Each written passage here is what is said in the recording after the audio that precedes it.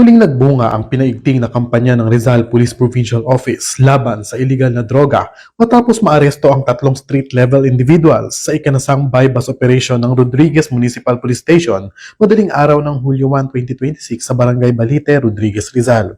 Kinilala ang mga naaresto bilang alias Bahek, 26 taong gulang, alias Nico, 29 taong gulang at alias Makmak, 27 taong gulang.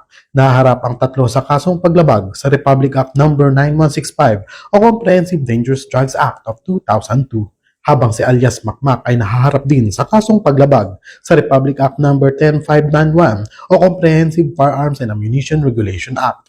Batay sa ulat, isinagawa ng Municipal Drug Enforcement Team ng Rodriguez Municipal Police Station ang bypass operation matapos ang masusing surveillance at kaukulang koordinasyon sa Philippine Drug Enforcement Agency.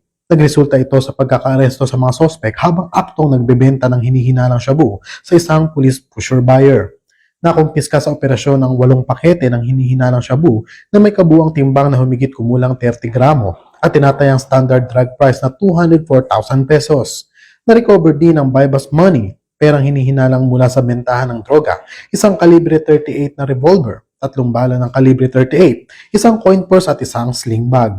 Ang inventaryo ng mga nakuhang ebidensya ay sinagawa sa presensya ng mga mandatory witnesses at naitala gamit ang alternative recording device alinsunod sa umiiral na batas at mga panuntunan.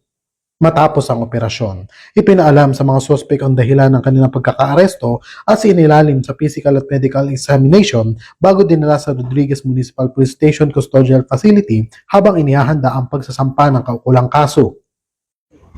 Mula dito sa Rizal Police Provincial Office, ako ang inyong PNN correspondent, Patrolman Junmar Abang, alagad ng batas, tagapagtaguyod ng balitang pulis.